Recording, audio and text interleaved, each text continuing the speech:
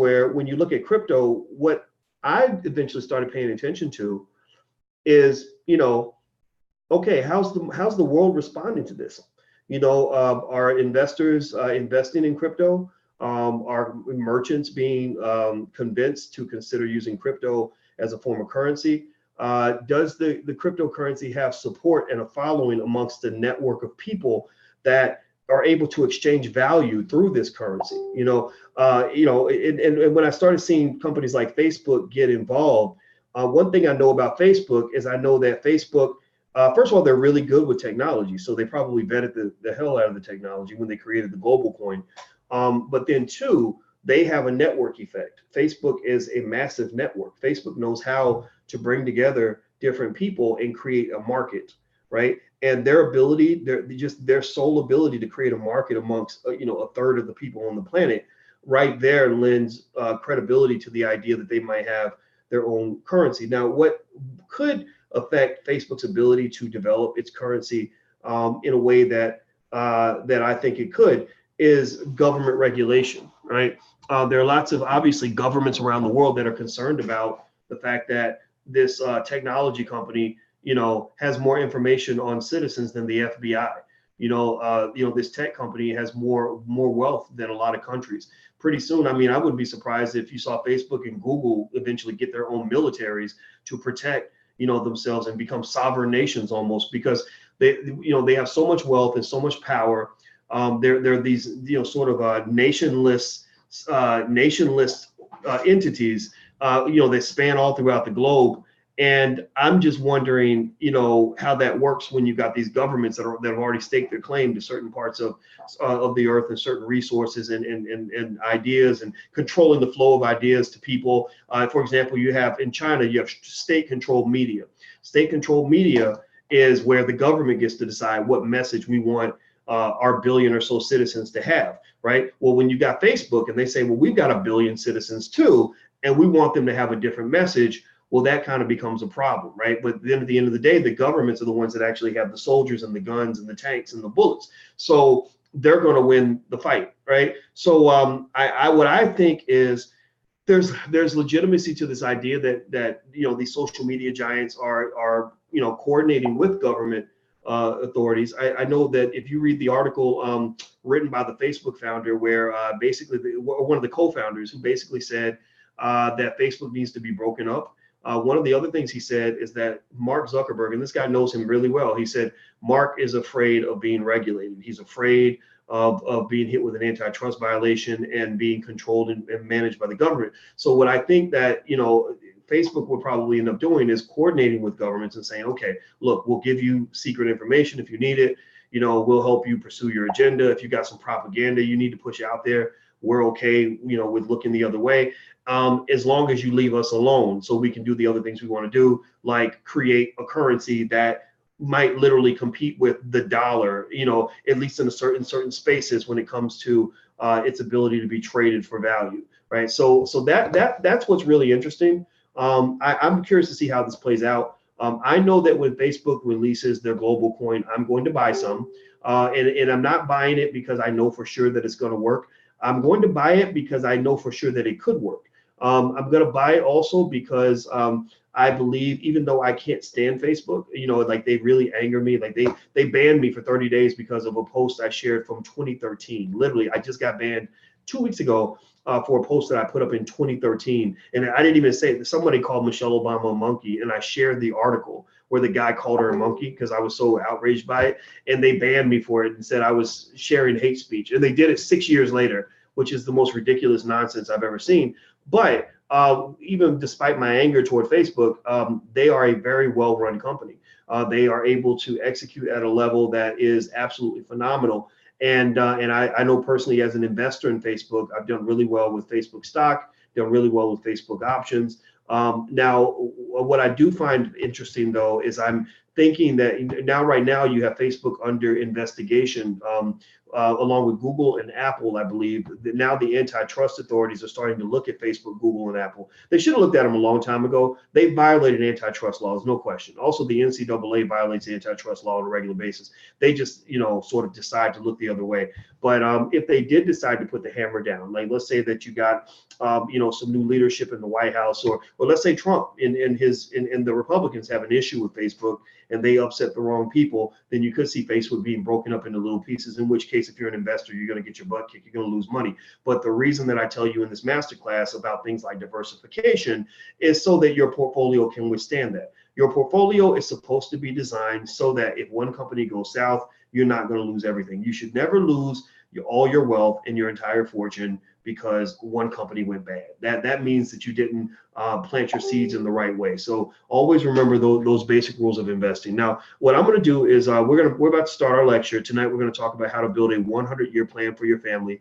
I can show you, mathematically speaking, very easy and with a very easy formula, how your family can be in the mega multimillionaire status within the next 40 to 50 years. So it's going to be a generation removed from you. It's not going to be your money. It's going to be the money for your kids or your grandkids. So it's only for people that care about their descendants. If you only care about yourself, then you should probably go home and go, watch Basketball Wives or something.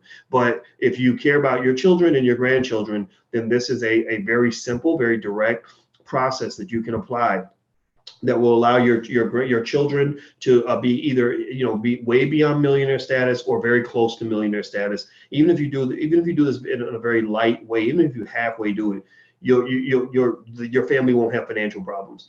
And I like to share these narratives because because we somehow are led to believe that being Black means automatically being poor, and that is not true. The reason that Blackness tends to be connected to poorness is because Blackness tends to also be connected to bad investing habits. Blackness tends to be connected to bad spending habits. Blackness tends to be connected to a culture that's not built on economic thinking, economic training. So for example, you guys are listening to me, but there's a million Black people who aren't. They're listening to rappers or basketball players, or they're watching TV right now. So those individuals are going to be the ones that are going to be caught in the statistics. But those who simply seek out the information, for example, there aren't that many great Black ballerinas or great Black tennis players, but it doesn't mean there's no law saying Black people can't play tennis. It's just that collectively as a group, we just don't tend to guide our children by the millions to the tennis courts or to the golf courses, right? Or to the ballet,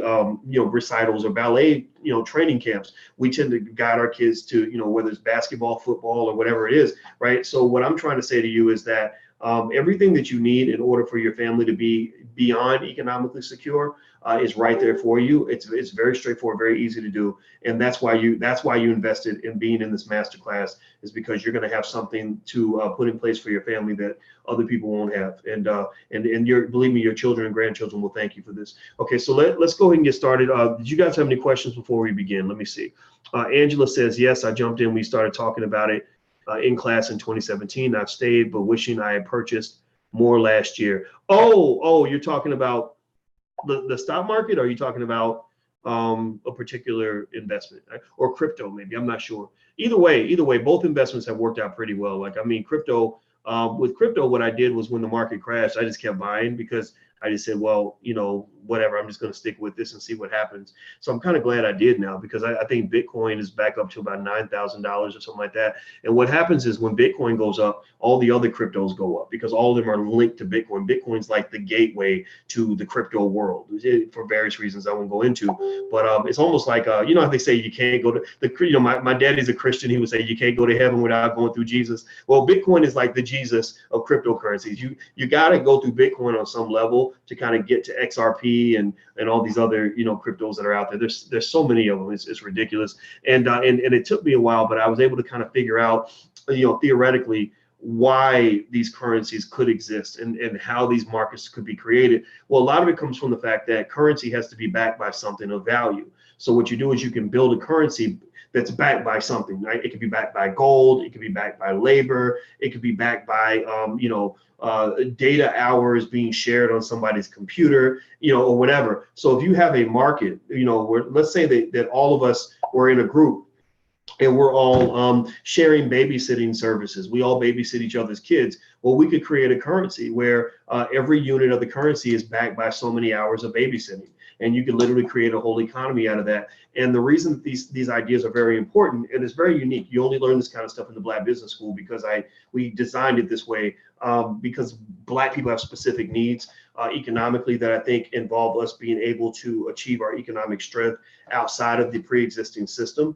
And the reason it's important to know this is because, if you understand economics at a certain level, you learn how to create your own economies. I was talking to somebody about it the other day. Who was I talking to? Gosh, I was giving a guy advice. I know what it was. It was a brother I met at the silent retreat, and his church was seeking to find ways to raise money. And I was explaining how his church could actually be an economy. And I said, in an economy, all you need basically the three C's. You need a market for capital, you need a market for contractors, and you need a market for customers. That means that you need a place where people can borrow and lend to each other, where you can have investors that can put money behind projects, and then people that can put that money to work. You need laborers, where some people can either seek the job and do the job, or people can do the hiring. And you need a market for customers. You need people that are willing to buy, which is why buying Black is so important. And you need companies that can offer products that consumers want to buy, right? So it's like a seesaw. A seesaw doesn't work if everybody's on one side of the seesaw. So you need both sides. So that's why. So the problem for Black people, the reason we don't have our own economies in our own communities anymore. We used to have that before integration. We lost that because if you look at the market for customers, you need buyers and sellers. You need consumers and producers. We are heavy consumers. We're all on the same side of the seesaw. So we can't. So right now we don't have the producers. We don't have people producing all the things Black people need.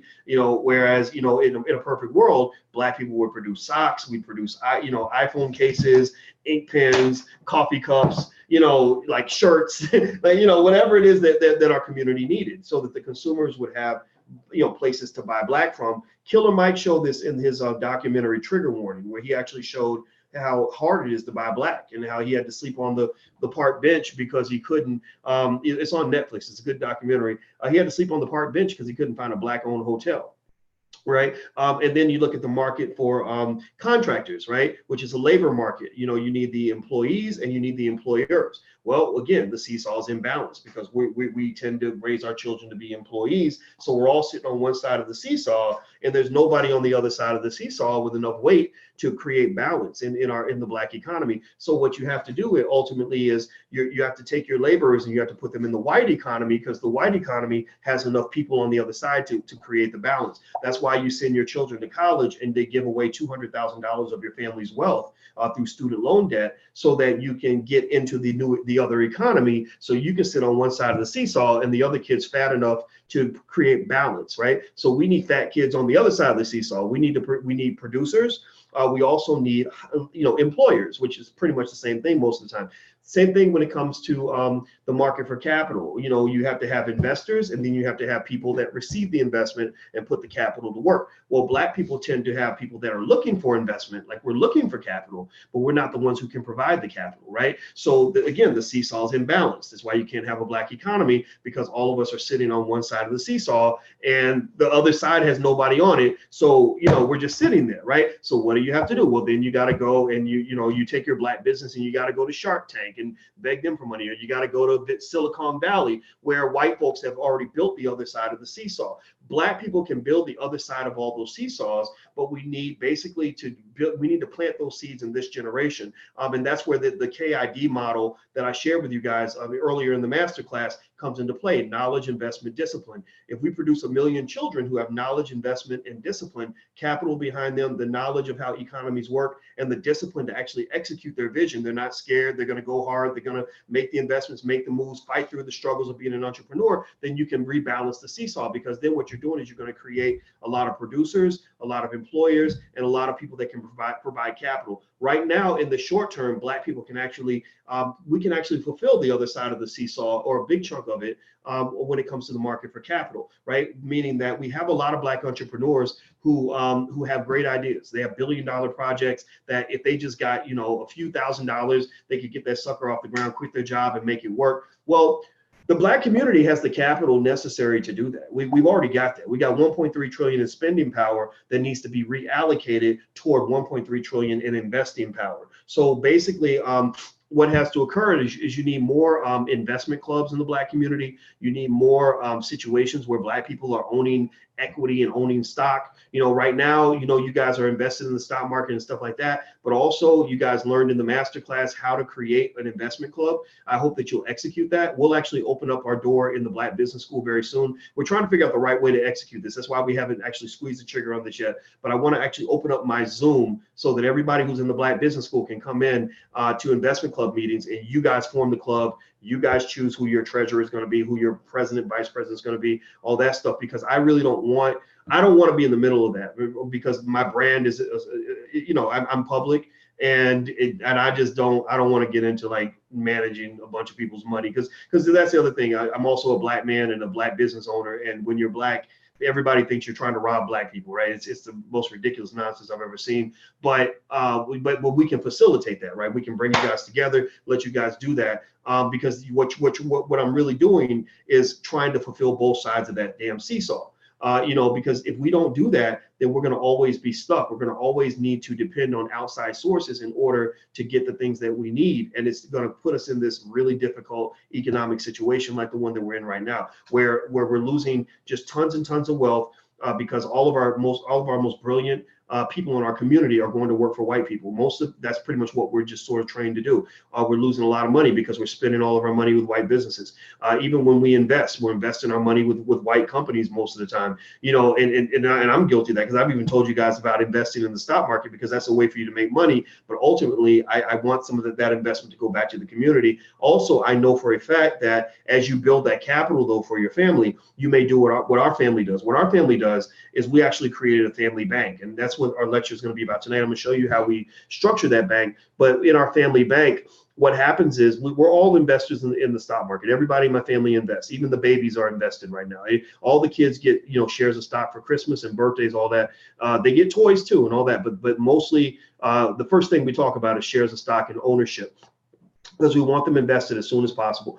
And so what happens is you start building a capital base. You start building an endowment. So you have this big pile of resources, a big ton of money that, at some point you can start going, and the apple trees become big enough that you can start pulling apples off those trees, right? So basically, when you have that endowment, what it does is it creates financial security for the family. It creates, something that they can depend on if times get tough. So, if I have a relative who is struggling financially and needs a loan for $3,000 for the next couple of months, all they got to do is pull a few apples off the tree and just promise to pay that money back. Now, we demand that you pay that back. If you don't pay it back, then we never loan you money again, but the money is there in case anybody needs it. Also, everybody in the family, and there's nobody in my family who hasn't had the opportunity to quit their job. Everybody can quit their job tomorrow if they want to, but you got to be willing to do some work. Meaning that you got to be willing to learn some new skill. You got to be willing to jump in, help out with your cousin's business, and so they can pay you some money, pick up some money here, pick up some money there. You got to learn to get a new economic model for sustaining that goes beyond just, I go to work 40 hours a week and then I get a paycheck. It doesn't work like that, when you first quit your job. When I first quit my job, I was making a little money here and some money there and some money there. And then eventually that all added up to something. But when you actually have a family bank, it allows you to have an institution that you can kind of go into, right? So everybody in our family who starts a business, we meet every Sunday. We have our family business meetings. Sunday nights at 7. We meet on Zoom and we talk about what everybody's doing, either what everybody's doing or what everybody's trying to do. We also bring wealth together because we're giving each other time. We're also giving each other ideas. So somebody might say, I'm selling, I don't know, let's say I'm selling hot dog buns, and my hot dog buns are selling really well. Well, somebody else might say, well, I know a company where you can manufacture hot dogs. So you got to give them some hot dogs to go with the buns, or give them, sell some donuts. Well, you think your customers will want donuts? Yeah, that's it. So I can get more revenue per customer by selling donuts and hot dogs as opposed to just selling hot dogs. So you enhance each other's business. You sharpen each other's sword, but you also get an opportunity to do something that I think is really valuable, which is you get a chance to get away from, from those oppressive systems, and you get to really be with family. You get to talk to family about business. There's a sense of pride and dignity that comes with that. It's really a lot of fun. So I encourage you guys, to do this. I'm giving you the backstory before we even dig deep into the lecture, because I kind of want you to see the why I'm teaching you this. This is not conventional teaching. This is not the Black Business School. If we were just built to be like any other university, then there would be no reason for us to exist. We were built to solve a specific problem that tends to go ignored, and we had to design it in specific ways, or our solutions in specific ways that were unique and disconnected from everything that people are being taught, because the stuff that people are being taught is simply not working. So that's it. That's my 2 cents. I'm gonna go ahead and start the conversation now. If you guys want to actually take a look at the content, everything that we've done in this masterclass is recorded. All you got to do is log in at drboycemasterclass.com. That's drboycemasterclass.com. Those of you who want to actually join the masterclass for the next session, some of you are VIPs from the business school that we invited in who haven't actually enrolled in the class yet. I wanted you guys to just come in and check it out. If you'd like to enroll for the next session, feel free to go to drboycemasterclass.com and you can sign up, get a login. There's also a 30-day 100% money back guarantee if you're not happy for any reason. But I'm very confident that once you go through even 20 minutes of the lecture, you're going to see immediately how our teaching and the way we break things down is very, very different from what you'll learn anywhere else. And I'm confident enough to say that if I had a child and my child was thinking about going to college or going to the Black Business School, I would send them to the Black Business School, because we teach Black economic empowerment in very specific ways that allow you to excel in ways that I haven't seen anywhere else. All right, so let me jump into this discussion. I'm going to share some slides with you guys. Let me see. I see a couple questions here. Juanita says, "Are we going to start the investment club?" Yes, we are, Juanita. I've been literally thinking about your. I think you actually asked about that before, and I've been processing this because I want to make sure we do it right. That's why we haven't squeezed the trigger yet. But when we do, I'll let you guys know, and we'll make it happen. We've been working with some outside vendors to figure it out. I talked to the accountants about it, and there's a couple of logistical issues. When you have a big platform, you got to be careful, because you don't want things to not go well, because the reputation of the school is important. And we would love it if you guys would also recommend us to your friends and your family members if you feel like you're gaining something from being here, because we really want to create an institution that's going to last for the next 300 years or more. All right, so let's see here. I got a question from Dr. Boyce Watkins. It looks like, I don't know how I got a question from myself. So maybe it's one of my staff members that logged in. How about retirees? Are there any particular good investments for them? Retirees should invest in things that have lower risk, maybe high dividend paying stocks, things like that. You don't want to take a lot of risk if you're close to retirement, because if you do, you may actually hit a prolonged market decline, which could cause you to have some trouble, because the market may not recover before you actually need the money. You may have to sell when the prices are low. And that's something that's probably the biggest thing I would say when it comes to selling is, if you have to sell, try to sell when the market's doing well. Try not to sell when the market's doing poorly, because if you do that, then a lot of times you're walking away from wealth, you're walking away from money. But sometimes you just got to sell when you got to sell. So that's the advice I give you on that in terms of what my thinking.